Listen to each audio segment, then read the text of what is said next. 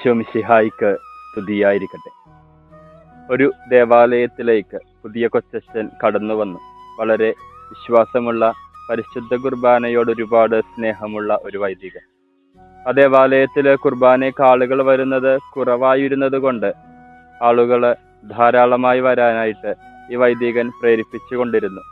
അന്ന് ഒരു ഞായറാഴ്ചയായിരുന്നു. അന്ന് വൈകുന്നേരമായിരുന്നു പരിശുദ്ധ ബലി. ഈ കുർബാനയ്ക്കെങ്കിലും ആളുകൾ ധാരാളം വരുമെന്ന പ്രതീക്ഷയോടെ അദ്ദേഹം ദേവാലയത്തിലേക്ക് പ്രവേശിച്ചു.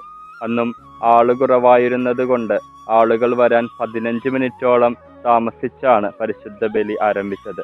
3 കുട്ടികളും 2 യുവാക്കളും ദേവാലയത്തിലേക്ക് വന്നു. അങ്ങനെ 5 പേരുമായിട്ട് ഈ വൈദികൻ പരിശുദ്ധ ബലി ആരംഭിച്ചു.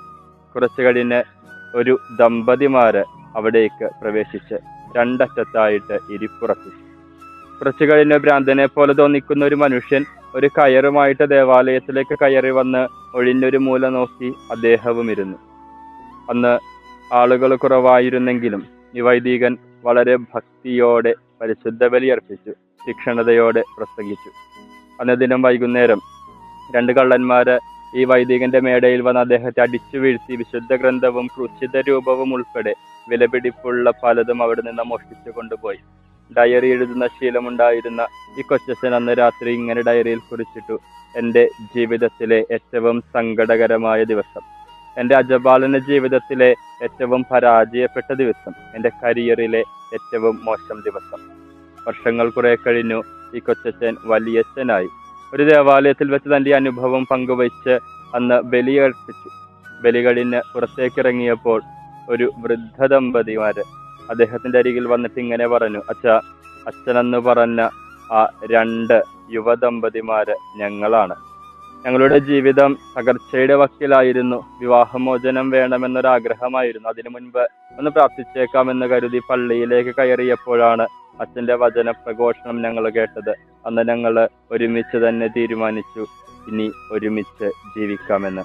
അച്ഛൻ്റെ ജീവിതത്തിലെ ഏറ്റവും സങ്കടകരമായ ദിവസമായിരുന്നു ഞങ്ങളുടെ ജീവിതത്തിലെ സന്തോഷകരമായ ദിവസത്തിന് ആരംഭം കുറിച്ചത്. കുറച്ചു കഴിഞ്ഞൊരു ആ ദേവാലയത്തെ സഹായിച്ചു കൊണ്ടിരുന്ന ഒരു ബിസിനസ്സുകാരനും അവിടേക്ക് കടന്നു വന്ന് അച്ഛനോട് പറഞ്ഞു: അച്ഛനെന്ന് പറഞ്ഞ ഭ്രാന്തനെ പോലെ തോന്നിച്ച കയറുമായിട്ട് വന്ന മനുഷ്യൻ ഞാനായിരുന്നു. ജീവിതത്തിലെ തകർച്ചകളുടെ നടുവില് ജീവിതം അവസാനിപ്പിക്കാമെന്ന് തീരുമാനമെടുത്തൊരു കയറും വാങ്ങിപ്പോയി ഒരു മരത്തിൽ കെട്ടിത്തൂങ്ങി അവിടെ നിന്ന് പൊട്ടി വീണിട്ടും വീണ്ടും മരിക്കണമെന്ന ആഗ്രഹത്തോടെ പുതിയ കയറുമായിട്ട് തിരികെ വരുമ്പോഴാണ് ദേവാലയത്തിൽ കയറാനായിട്ടുള്ള ഉൾവിളിയുണ്ടായത്. അവിടെ വെച്ച് അങ്ങയുടെ വചനപ്രഘോഷണം അതെന്നോട് സംസാരിക്കുന്നതായിട്ട് തോന്നി. എൻ്റെ ജീവിതം ഞാൻ വീണ്ടും കരുപ്പിടിപ്പിച്ചെടുത്തു.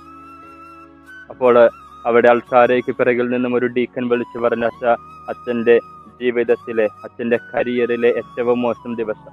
അന്ന് 2 കള്ളന്മാര് അവിടെ പ്രവേശിച്ചതിൽ ഒരു കള്ളൻ ഞാനായിരുന്നു. അന്ന് മോഷ്ടിച്ചെടുത്ത ആ വിശുദ്ധ ഗ്രന്ഥമാണ് എൻ്റെ ജീവിതത്തെ മാറ്റിമറിച്ചത്. അങ്ങയുടെ ജീവിതത്തിലെ ഏറ്റവും മോശമായ ദിവസമായിരുന്നു എൻ്റെ ജീവിതത്തിന് വെളിച്ചം ലഭിച്ച ദിവസം. അന്ന് രാത്രി കണ്ണുനീരോടുകൂടെ ആ വൈദികന്റെ ഡയറിയിൽ ഇങ്ങനെ കുറിച്ചിട്ടു: ദൈവമാണ് എൻ്റെ ജീവിതത്തിലെ പരാജയങ്ങളെ വിജയമാക്കി മാറ്റുന്നത് എന്ന്.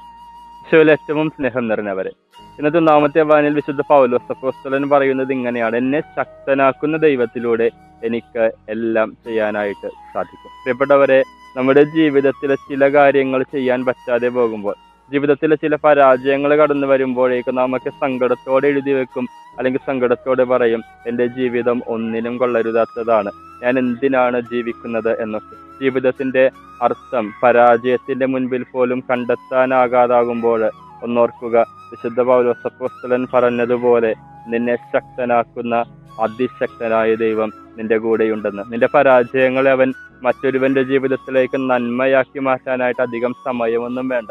ആ ദൈവത്തിൽ നമുക്ക് ഉറച്ചു വിശ്വസിക്കാം. അവൻ കൂടെയുണ്ട് എന്ന് തിരിച്ചറിഞ്ഞ സന്തോഷത്തോടെ മുന്നോട്ട് പോകാം. സർവശക്തനായ ദൈവം നമ്മെ ഓരോരുത്തരെയും സമൃദ്ധമായി അനുഗ്രഹിക്കട്ടെ.